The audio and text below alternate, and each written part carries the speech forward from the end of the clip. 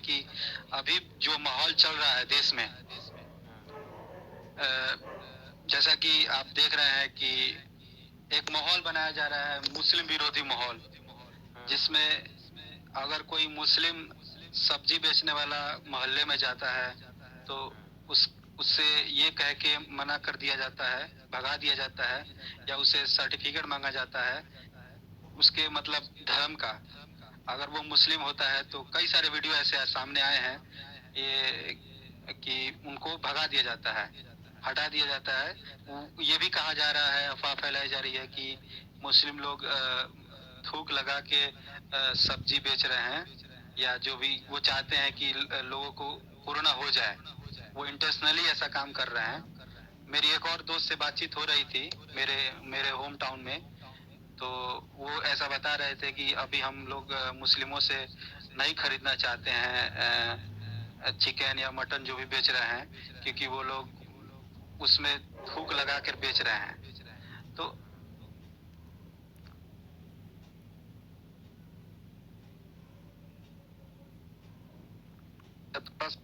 है यीशु भैया। हाँ, तो मतलब मोटा मोटी यही सवाल है कि ये जो नफरत का माहौल बन रहा है एक खास कम्युनिटी, मुस्लिम कम्युनिटी के खिलाफ, इसके बारे में आप क्या कहेंगे? ऐसा क्यों माहौल बन रहा है? और देखिए, ये बात से तो इनकार बिल्कुल भी नहीं किया जा सकता है कि मुस्लिमों के खिलाफ एक नफरत का माहौल मीडिया के द्वारा, बहुत सारे पॉलिटिकल लीडर्स और पार्टीज के द्वारा तैयार किया जा रहा है, जिसका सीधा सीधा असर हमारे समाज पे भी पड़ रहा है। इसलिए कि हम लोगों ने देखा है कि इस बात में कितनी सच्चाई है। लोग सोशल मीडिया से लगाए फेसबुक, व्हाट्सएप पर तरह तरह के वीडियोस फैलाते रहते हैं, और जिसके चलते हम लोगों ने देखा है कि अरब कंट्रीज से भी हम लोगों के रिलेशन पे बहुत ही बुरा असर पड़ा है। वहाँ की प्रिंसेस जो है वो भी मीडिया पे एनडीटीवी पे उन्होंने बोला भी था कि इंडिया के बारे में हम लोग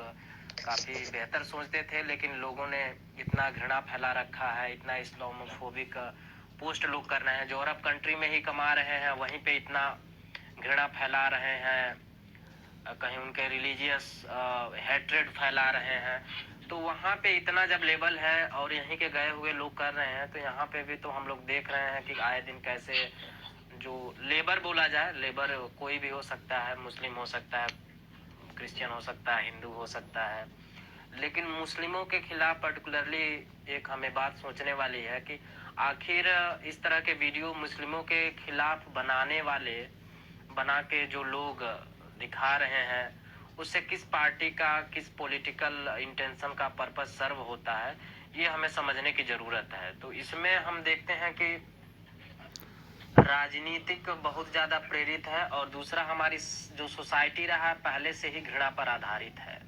जैसे जो जाति, इतनी सारी जातियां हैं और हर जाति का एक दूसरे के लिए तरह तरह का घृणा वैमनस्य रहा है,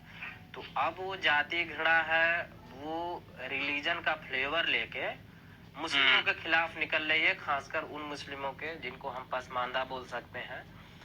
जो कि काम करने वाले हैं, चाहे वो सब्जी बेचने वाले हो, दूध बेचने वाले हो। और जो पता चल रहा है सब्जी बेचने वाले और दूध बेचने वाले लोग वो 25 साल से 30 साल से वही काम कर रहे हैं, लेकिन अचानक से ये सोचने वाली बात है कि अभी ये 20-25 दिनों में, या जब से ये कोरोना का असर हुआ है, कोविड-19 आया है, तब से ऐसा क्या लोगों में दिखने लगा है कि वो 20-25 साल के संबंध लोगों को नहीं दिख रहे हैं, 20-25 साल के एक दूसरे का भरोसा नहीं दिख रहा है, बल्कि इस तरह के वीडियो आ रहे हैं कहीं पे थूक लगाने का, चाहे इस तरह के सारी चीजें, इसको क्या है एक प्रोपोगेंडा के तौर पर ही हम देखते हैं। इसलिए कि हमको मालूम है कि खेतों में जो हम फसल उगाते हैं, तो खेतों में जो हम फसल उगाते हैं, तो खेतों में तो लोग गाय का गोबर भी डालते हैं। गांव में जो गांव के लोग रहे होंगे उसमें पता है कि लोग जाके टॉयलेट भी करते हैं, पेशाब करते हैं, वहां पे जाके थूकते हैं। तो अब हम ये सोचने लगे कि भाई जहाँ पे इंसान टॉयलेट करते हैं, लोग जिस खेत में जाते हैं उसी में धान उग रहा है, गेहूं उग रहा है, उसको नहीं खाएंगे, तो इसका कोई मतलब नहीं समझ में आता है। इसका मतलब ये होगा कि आप ऐसी चीजें जानबूझ के लाना चाह रहे हैं जिससे घृणा फैले जी। तो ये क्या है कि कुछ खास वीडियोज को दिखाना, एक खास कम्युनिटी का ही वीडियो बार बार दिखाना, कहीं न कहीं उसमें राजनीतिक मुझे लगता है कि प्रोपेगेंडा है जो खास पार्टी को आपका वीडियो फिर से रुक गया।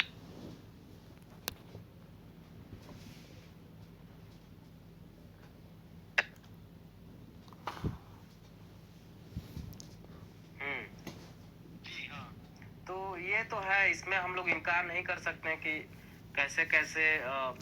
मुस्लिमों के खिलाफ तरह तरह का जो घृणा है वो बढ़ा है, इसको इनकार नहीं। लेकिन ये बात बताइए कि एक आम व्यक्ति को कैसे समझाया जा सकता है कि भाई कोरोना जो फैल रहा है इसमें इसमें हर धर्म समुदाय जाति के लोग इसमें इसमें शामिल हैं, ना कि केवल एक। इसको आप इस तरह से देखिए, मैं तो इसको तात्कालिक सलूशन तो मुझे नहीं पता है कि तात्कालिक सलूशन क्या होगा, इसलिए कि आज कोरोना गया है, कल को कौन जाने कोई आज कोविड-19 है, कल को कोई और वायरस आ जाए, कोई और बीमारी आ जाए, फिर से इस तरह के प्रोपेगेंडा होने लगे। तो इसका हमें लॉन्ग टर्म सलूशन हमें ढूंढना पड़ेगा कि ऐसा ना हो कि आज कोरोना आया हुआ है तो मुस्लिम टारगेट किए जा रहे हैं, कल को कोई और बीमारी आए तो कोई खास कम्युनिटी टारगेट की जाए। तो हमें ये लॉन्ग टर्म में ये चीजों को रोकने का एक ही तरीका होता है कि जो भी इस तरह के मार्जिनलाइज्ड कम्युनिटीज हैं या रिलीजियस माइनॉरिटीज हैं, उनकी जो चीजें हैं, चाहे वो सिलेबस में हो चाहे एजुकेशन में हो, उसके बारे में लोगों को ज्यादा एजुकेट करने की जरूरत है। इसलिए कि हम लोगों को चीजें पता नहीं होता है, तो उसके बारे में एजुकेट करने की जरूरत है कि एक दूसरे की चीजें हम लोग जान सकें,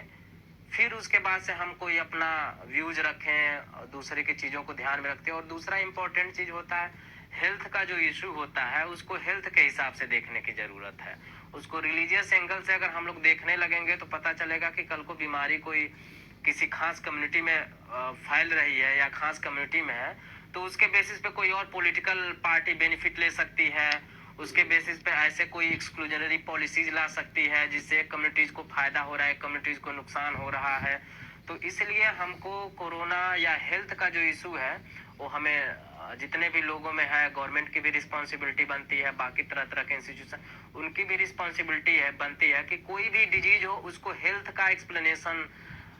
हेल्थ के इशूज को उसका जो मेडिकल एक्सप्लेनेशन है उसको देने की जरूरत है। इसलिए कि हम लोग देख रहे हैं कि कैसे कैसे लोग ये आप देखेंगे कि जनरली वीडियो पास कर रहे हैं सारे रिलीजियस कम्युनिटीज के लोग, चाहे कोई भी हो, कि हम इसका जिक्र फलाना पुराण में आया है, इसका जिक्र कहीं कुरान में आ गया है, इसका जिक्र बाइबल में बहुत पहले आया है। तो ऐसे हमें लगता है कि मूर्ख लोग जिनको न तो धर्म का बेसिक अंडरस्टैंडिंग है और न ही जिनको हेल्थ का और साइंटिफिक टेम्परामेंट का अंडरस्टैंडिंग है, तो इनको ये दोनों तरह की चीजें समझाने की जरूरत है, एजुकेट करने की जरूरत है। और इसमें मुझे लग रहा है कि कहीं ना कहीं हमारी सोसाइटी फेल हो रही है, हमारी गवर्नमेंट फेल हो रही है, हमारा इंस्टीट्यूशन फेल हो रहा है।